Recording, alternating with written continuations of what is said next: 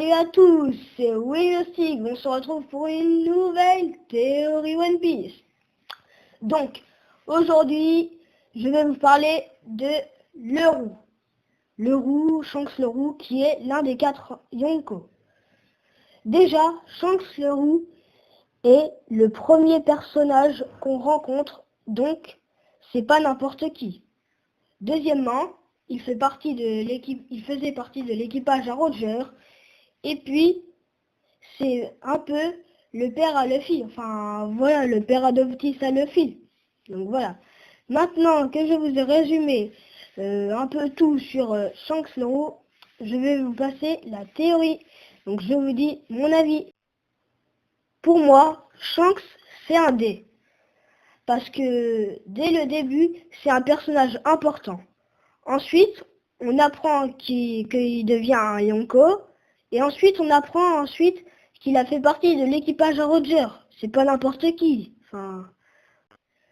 Mon deuxième argument, c'est qu'il porte le chapeau à Roger. Et je viens donc au fait que Shanks serait soit le fils de Roger, soit le petit frère de Roger.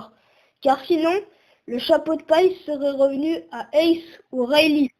Ensuite, je pense que Shanks connaît l'histoire du royaume oublié qui s'est passé il y a 800 ans et qui a duré 100 ans.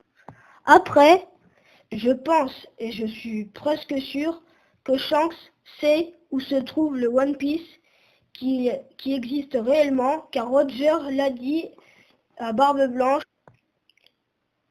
Shanks sera sûrement là au moment où Luffy le trouvera. Ensuite, vous me direz, Shanks aurait pu devenir roi des pirates, alors pourquoi il l'a pas fait?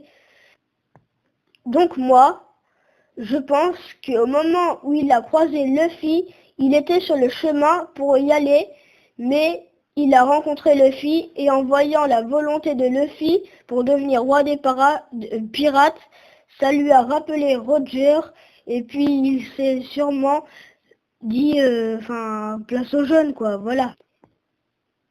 Ah, oui, et aussi, j'ai oublié de vous dire que je pense que Gold Roger possédait le Gomu Gomu no Mi.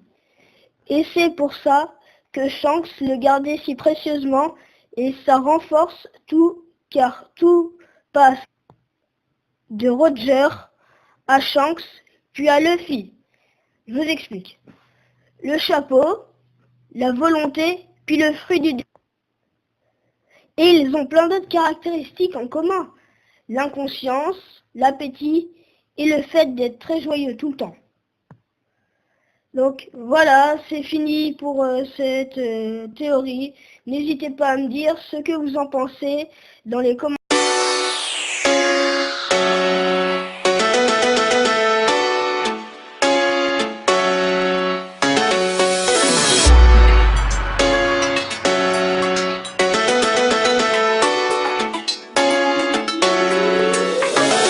Bullseye.